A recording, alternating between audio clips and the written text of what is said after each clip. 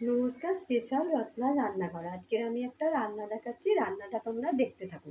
কড়াই আমি গরম জল বসিয়ে দিয়েছি, গ্যাস জ্বালিয়ে, গ্যাসটা আমার জ্বলছে। এবার এইটার মধ্যে আছে তোমার সর্ষে বাটা, পোস্ত বাটা, আর এই দিয়ে দিলাম কটা কাঁচা লঙ্কা দিয়ে দিলাম। এবার দিয়ে দিচ্ছি আমি ভেটকি মাছগুলো, ভেটকি মাছ দিয়ে দিচ্ছি একটা একটা করে। ভেটকি মাছ দিয়ে দিলাম।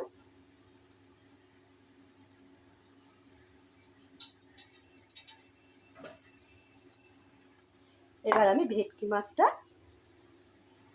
ভালো করে মাখিয়ে নিচ্ছি। আমি আজকে করবো ভেটকি মাছ ভাপা। তোমরা রান্নাটা দেখতে থাকো, রান্নাটা ভালো লাগলে লাইক করো, শেয়ার করো, কমেন্ট করো, পাশে বেল আইকনটা টিপে দিয়ে সাবস্ক্রাইব করে দিও। এবার আমি এটার মধ্যে দিয়ে দেবো 1 চামচ, 2 চামচের মতন সরিষার তেল দিয়ে দিলাম। 2 চামচের মতন সরিষার তেল দিয়ে দিয়েছি।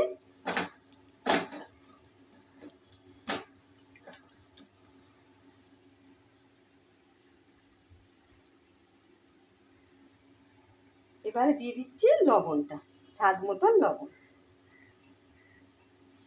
ওদিকে আমার গরম জল ফুটে গেছে।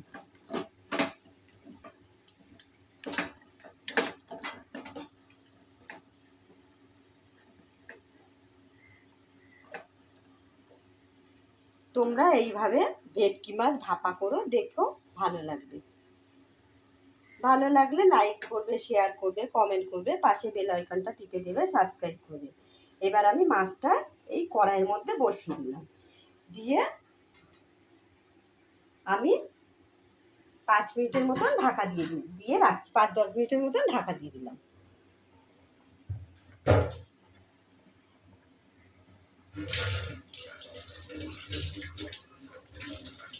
দেখো মাছটা আমার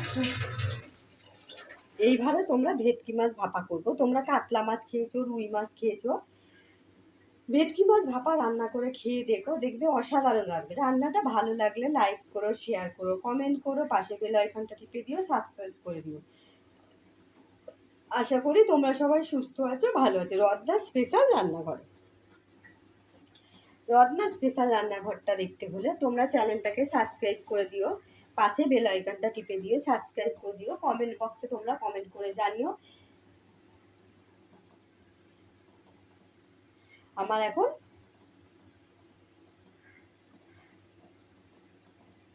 আমি এটা সিমে দিয়ে রাখবো।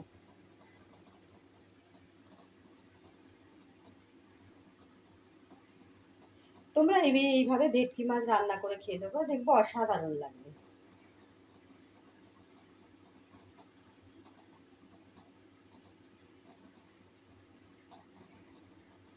আমি এবার ঢাকনাটা খুলে একটু দেখাচ্ছি।